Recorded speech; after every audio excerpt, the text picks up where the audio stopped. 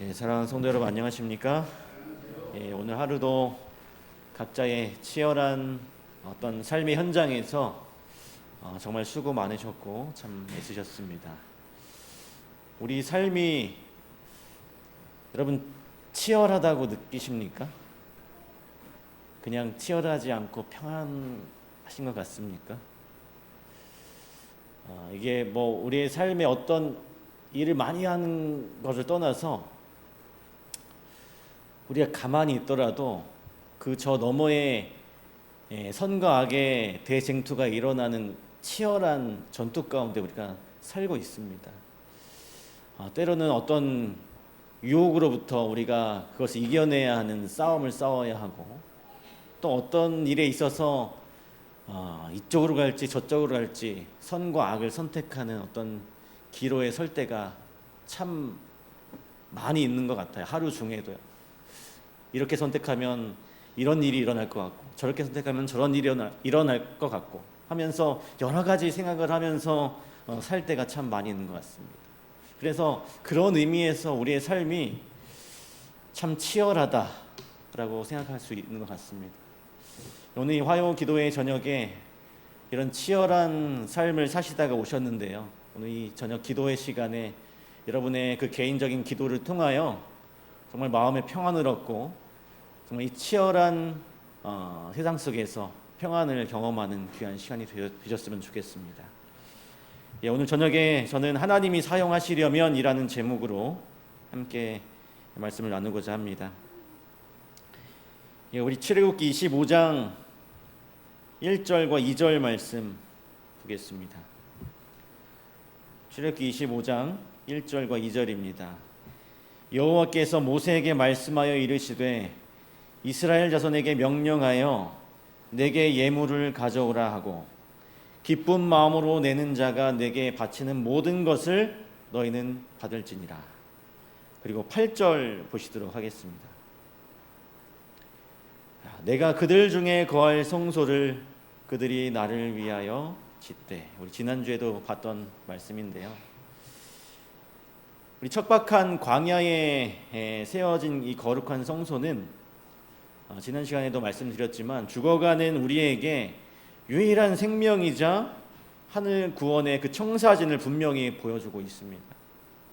그런데 여러분, 하나님의 거룩한 임재가 머무는 이스라엘 백성들의 그 성막은 어떻게 지어졌습니까? 모세가 억지로 막 백성들을 막 끌어내가지고 지었습니까? 아니면 백성들에게 어떤 강요에서 세금을 걷어서 막 그렇게 지었습니까? 어떻게 지었죠? 자원해서 드렸습니다. 어떤 무거운 그 의무감에 짓눌려서 억지로 그들이 이 성막을 짓기 위하여 드린 것도 아니고, 오직 성도들의 순수한 자발적인 헌신만이 이 거룩한 성소의 튼튼한 기초가 되었습니다. 오늘 우리가 함께 읽은 이 2절의 말씀을 보니까요, 하나님께서는 백성들의 그 예물을 다 무조건 받지 않으시고 오직 기쁜 마음으로 내는 것만을 허락하셨습니다. 여러분, 성경 전체의 거대한 이 구원의 역사를 묵상해 보면 우리 하나님께서 결코 기뻐하지 않으시고 슬퍼하시는 한 가지 모습이 있습니다. 그것이 바로 뭐냐면 억지라고 하는 것입니다. 억지. 이 마음에 솟아나는 기쁨이나 자원함 없이 형식과 어떤 체면 때문에 마지못해 드리는 봉사는 하나님의 마음에 아무런 감동을 드리지 못합니다. 억지로 다른 사람에게 등 떠밀려서 하는 일은 어떻습니까? 하는 사람도 별로 큰 보람도 못 느끼죠. 하는 사람의 영혼도 금방 지치게 만들고 그 헌신을 받는 사람의 마음도 불편하게 되는 것입니다. 그러나 정말 진실하게 사랑하는 동기가 그 마음의 동기가 되어서 스스로 기쁘게 자원하여 헌신하고 행할 때 그 작은 수고는 하늘의 빛으로 눈부시게 밝게 빛나게 되는 것입니다. 오늘 하나님께서 우리를 정말 감정이 없는 로봇처럼 만들지 않으시고 죄를 지을 위험성을 십자가로 감수하면서까지 우리에게 귀한 자유의지를 주신 이유가 바로 여기에 있습니다. 심판의 두려움에 굴복해서 억지로 이렇게 엎드리는 것이 아니라 우리를 사랑하신 그 은혜에 깊이 감격해서 자발적으로 그분을 구주로 선택하기를 원하는 것이죠. 여기 정노의 계단에 보니까요, 그분은 사랑의 봉사만을 원하시는데 사랑은 명령으로 강요할 수 없는 것이다 라는 구절이 있습니다. 이것이 바로 하늘나라를 부드럽게 움직이는 법칙이고, 이 척박한 땅에서 이루어지는 모든 구원의 사역을 관통하는 핵심 진리라고 하는 것이죠. 인류를 구원하기 위해서 고난을 짊어지신 그 예수님의 그 위대한 희생과 사랑의 핵심 역시 하늘의 영광을 버리시고 선택하신 자발적인 순종이셨습니다. 예수님께서 로마 군병에게 억지로 못 박이신 것이 아니라 저와 여러분을 당신의 생명보다 깊이 사랑하셨기 때문에 기꺼이 온몸을 들여서 제물로 내어주신 것입니다. 그러므로 이 값없는 은혜로 구원받은 우리가 드리는 이 소중한 시간과 재능, 그리고 모든 물질들은요, 우리에게 무겁고 버거운 어떤 멍해가 되어서는 안 되는 것입니다. 내가 어떤 교회에서 헌신하고 제물을 드렸다는 자랑이나 남들에게 보여주기 위한 종교 행위가 아니라 나를 살려주신 은혜에 대한 그런 눈물의 고백이어야 하는 것이죠. 여러분, 우리가 성경의 길고 긴 그 역사를 돌이켜보면 이 하나님의 성전이 아름답게 세워지는 그 부흥의 때마다 항상 자원하는 심령의 불꽃이 가장 먼저 타올랐습니다. 우리 역대상 29장 9절 말씀에 이렇게 기록되어 있습니다. 역대상 29장 9절입니다. 백성들은 자원하여 드렸으므로 기뻐하였으니 곧 그들이 성심으로 여호와께 자원하여 드렸으므로 다윗 왕도 심히 기뻐하니라. 솔로몬 성전을 장엄하게 건축할 당시에 이스라엘 온 회중이 정성껏 그 예물을 바쳤는데, 그 예물의 총 합은 오늘날의 가치로 따지면 수십조 원에 이릅니다. 엄청난 재물이죠. 그들은 가장 값진 금은 보석을 아까워하지 않고 아주 기쁜 마음으로 드렸습니다. 누구 하나 율법으로 강요하거나 억지로 다그치지 않았지만 구원의 하나님을 향해 불타오르는 그 자원함의 그 열기가 전 백성의 마음을 하나의 띠로 감동시켰던 것이었어요.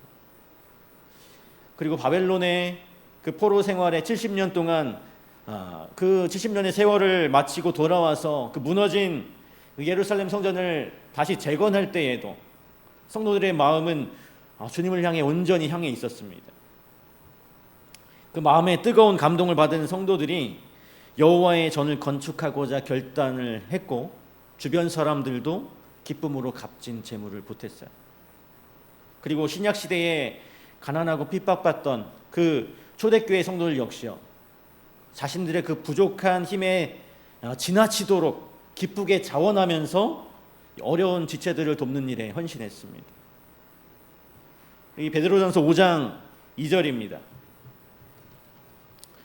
베드로전서 5장 2절에 너희 중에 있는 하나님의 양 무리를 치되 억지로 하지 말고 하나님의 뜻을 따라 자원함으로 하며 더러운 이득을 위하여 하지 말고 기꺼이 하며, 하나님의 피로 사신 이 직산교회를 묵묵히 섬기고 또 우리에게 맡겨진 양무리를 먹이고 치는 그 사역에는 우리에게 오직 이 자원함과 솟아나는 기쁨이 있어야만 하는 것입니다. 우리가 이 땅에서 감당해야 할 거룩한 헌신의 삶은요, 그냥 편안한 예배당에서 종교적인 봉사로 끝나지 않고 소외된 이웃을 돕는 그 손길로 이어져야 한다는 것입니다. 영적으로 병들고 또 상처가 있는 그런 사람들을 찾아가서 그들의 곁을 지키고 치유의 복음을 전하는 것이 하나님께서 우리에게 맡기신 진정한 사명이라고 하는 것입니다. 그런데 우리가 이 저녁에 이 시간 이 자리에서 이제 자원하고 헌신하고 또 귀한 예물과 삶을 바치라는 말씀을 들을 때 마음 한구석에는 좀 불편한 그 마음이 부담을 느낄 수도 있습니다. 하루하루 살아가는 그 삶의 현실이 팍팍하고 여유가 없는데 여기서 어떻게 금쪽 같은 시간을 바치라는 말인가? 현실적인 한숨이 슬그머니 나오게 되기도 하는 것이죠. 그럴 때 우리는 무엇을 생각해야 되냐면 광야에서 그 이스라엘 백성들이 하나님의 성소를 짓기 위해서 아낌없이 바쳤던 그 제물들이 본래 어디서부터 흘러나온 것인지 기억해야 합니다. 모세가 시내산에서 내려와서 그 헌물 명령을 전했을 때 그들은 귀걸이와 목걸이와 손목의 팔찌를 빼서 그 거룩한 성소를 짓고도 남을 만큼 풍성하게 가져왔습니다. 불과 1년 전까지만 해도 그들의 신분이 뭐였습니까? 노예였어요. 자신들의 힘으로는 아무것도 소유할 수 없었던 애굽에 가난하고 억압받는 그런 노예들이었습니다. 그런데 여기 창세기 15장 14절에 보니까요, 이미 하나님께서 오래전에 이렇게 말씀하셨습니다. 그들이 섬기는 나라를 내가 징벌할지며 그 후에 내 자손이 큰 재물을 이끌고 나오리라. 이미 그 출애굽 전에, 이미 수백 년 전에 이 아브라함을 통해서 이스라엘 자손이 훗날에 애굽의 속박에서 벗어날 때 큰 재물을 가지고 나오게 하시겠다고 약속하셨습니다. 그 위대한 예언의 말씀대로 출애굽하던 밤에 하나님이 애굽 사람들의 마음을 단숨에 움직이셔서 이스라엘이 구하는 대로 모든 보화를 거저 쥐어 주었어요. 광야에서 그들이 기쁘고 감사하게 바친 그 금은 보화들은 땀 흘려서 정당하게 번 것이 아니고 하나님의 구원의 역사로 거저 받은 선물이었다라고 하는 것입니다. 그 첫 성막을 짓는 비용으로 아낌없이 들여진 그 순금과 그 보석들은 결국 하나님이 그들의 그 빈손에 넉넉하게 채워주신 은혜였다라고 하는 것이죠. 오늘 우리의 신앙과 헌신의 마음도 매일매일 관리가 필요한 것 같습니다. 매일매일 관리가 필요해요.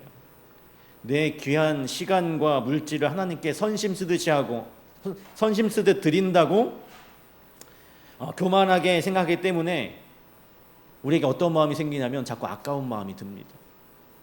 인색함의 어두운 그림자가 우리의 마음을 뒤덮는 것이죠. 오늘 내게 주어진 소중한 건강과 호흡하는 생명, 그리고 오늘 우리 가족이 일상을 영위하는 모든 물질은 우리 창조주께서 우리에게 자비로 베풀어 주신 은혜라고 하는 사실입니다. 값없이 주신 은혜라고 하는 것입니다. 하나님께서는 우리에게 주지 않으신 것을 억지로 내놓으라고 하시는 분이 아니세요. 받은 구원의 은혜를 감사로 고백하기를 원하십니다. 그리고 우리가 그 받은 은혜를 감사로 고백하고 헌신할 때, 우리가 비록 아주 작고 보잘것없는 그 정성을 드릴 때 모르겠습니다. 세상은 그것을 초라하다고 비웃을 수도 있습니다. 그러나 하나님께서는요, 그것을 헌신이라고 부르시고 우리를 귀하게 안아주시는 하나님이신 것입니다. 이토록 다정하신 아버지를 우리가 마음을 다해 신뢰할 때에 비로소 아무런 아까움이나 인간적인 망설임 없이 내 삶의 가장 귀한 것으로 또 기쁨으로 하나님께 헌신할 수 있게 된다는 것이죠. 그저 그 하루하루의 감정이나 기분에 따라 반짝 헌신하는 것이 아니라 나의 삶의 중심에 굳건한 제단을 단단히 쌓아 올리고 그 마음을 매일의 눈물 어린 기도로 지켜 나가야 하는 것입니다. 여러분, 가장 찬란한 부와 전무후무한 지혜를 누렸던 이스라엘의 그 솔로몬 왕의 이 씁쓸한 그 타락의 모습은 오늘 이 시대를 살아가고 있는 우리 모두에게 경고를 던지고 있습니다. 솔로몬은 불안하고 두려웠던 그 청년의 시절에 백성들을 공의롭게 다스릴 수 있도록 겸손하고 한없이 낮아진 듣는 마음을 하나님께 구했습니다. 그렇게 이기심 없이 하나님의 지혜만을 간절히 구했을 때 주님께서는 이 솔로몬이 미처 구하지 않은 부귀 영화까지 넘치도록 그의 삶에 풍성하게 부어주셨습니다. 그러나 이 솔로몬이 사방에서 끝없이 밀려드는 그 번영과 세상의 달콤한 그 성공의 유혹 속에서 영적인 분별력을 잃게 되고 그의 영적인 눈이 서서히 어두워지게 되죠. 하나님께서 주신 그 위대한 선물과 엄청난 재능을 가난한 백성을 섬기는 일에 거룩하게 사용하지 않고 자신의 이기적인 세속적인 그 욕망을 채우기 위해 악용하게 됩니다. 여러분, 지혜의 상징이었던 이 솔로몬이 비참하게 무너진 원인은 바로 이 자기 희생의 정신을 지속적으로 배양하고 매일 엄격하게 관리하는 것에 실패했기 때문이었어요. 아무리 가슴을 치며 회개하고 눈물로 다짐했더라도 그 헌신을 유지하는 그 믿음의 장치를 만들지 않으면 우리의 부패한 마음이 나 자신만을 향해서 병들게 된다는 것입니다. 이 출애굽기 32장 1절 말씀입니다. 백성이 모세가 산에서 내려옴이 더딤을 보고 모여 백성이 아론에게 이르러 말하되 일어나라 우리를 위하여 우리를 인도할 신을 만들라. 시내산 아래 그 광야에서 머물던 이스라엘 백성들 역시 하나님의 불타는 임재를 두 눈으로 목도하고도 두 달이 채 지나기도 전에 하나님을 배도하고 말았어요. 그 하나님의 임재 앞에서 엄숙하게 서약했던 이 백성들이 순식간에 그 흉측한 금송아지를 만들어서 숭배하고 그 구원의 선물로 받은 그들의 재물들을 우상을 만드는데 다 써버린 것입니다.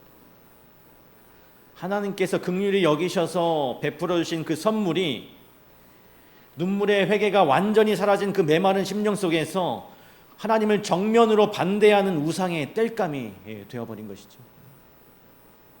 오늘 우리가 지혜로운 그 솔로몬 왕의 그 솔로몬보다 영적으로 강하지 못하고 또 탐욕으로 처참히 쓰러진 이스라엘 백성들보다 스스로 의롭지 못하다는 뼈아픈 사실을 우리는 인정해야만 합니다.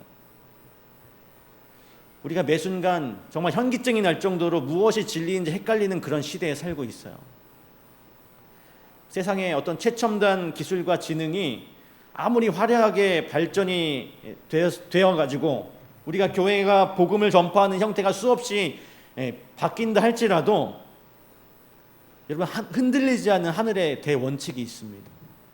그것은 하늘을 향한, 하나님을 향한 거룩한 자원하는 헌신과 주의 피값으로 피 흘려 세우신 이 교회를 위해서 기뻐하는 성도들의 숭고한 자기 희생인 것입니다. 예수님께서는 당신의 그 엄숙한 마지막 구원 사업에 스스로를 교만하게 높이려는 자기 과시가 단 한 오락이라기도 섞여 들어가지 않도록 구별하십니다. 하늘에 거룩하신 하나님께서 우리를 구원의 도구로 사용하시려면 오늘 우리 안에 깊이 숨겨진 이기심이 온전히 다 빠지고 순결한 이 자원함이 완전히 회복되어야 하는 것입니다. 나의 굳은 그 옛 자아와 인정받으려는 헛된 욕망을 주님의 십자가 밑에 남김없이 다 내려놓고 오직 감사로 나를 바쳐서 바치는 그 믿음의 극기가 우리에게 있어야 한다는 것이죠. 오늘 우리 직산교회가 참된 헌신과 이 자원의 공동체가 되기를 간절히 바랍니다. 우리가 영혼 구원을 위해서 무엇을 도울 수 있을까? 어떤 작은 재능으로 성도들을 섬길 수 있을까? 고민해야 하는 것입니다.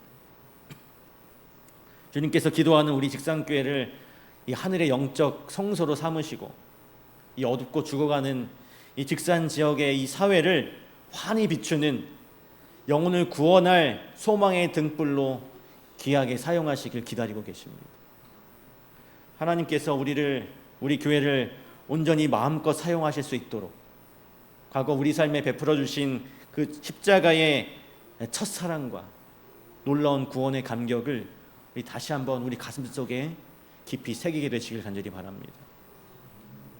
나에게 있는 모든 호흡과 모든 축복이 주님의 은혜로부터 왔음을 고백하면서 내 자아를 기꺼이 십자가에 못 박고 주님을 섬기는 그 마음을 기도로 소중하게 갖고 나가시는 우리 모든 성도님들 되시길 간절히 바랍니다. 그래서 우리가 정말로 온전한 희생과 아낌없는 헌신과 그리고 흘러넘치는 자원의 기쁨과 감사로 가득 차가지고 이 마지막 시대에 가장 아름다운 복음을 선포하는 믿음의 방주가 되기를 간절히 바라면서 오늘 말씀을 마치도록 하겠습니다. 이 시간 우리 함께 개인 기도하시도록 하겠습니다. 우리 말씀을 생각하시면서 주님을 섬기고 봉사하는 일이 억지나 무거운 의무감이 되지 않게 하옵소서. 또 내게 주어진 건강과 시간, 물질이 모두 주님께로부터 왔음을 늘 겸손히 고백하게 하옵소서. 마지막 세 번째로 이 지역사회에 상처 입은 영혼들을 치유하고 구원하는 거룩한 등불로 온전히 쓰임받게 하옵소서. 세 가지 기도 제목을 가지고 음악이 끝날 때까지 기도하시겠습니다.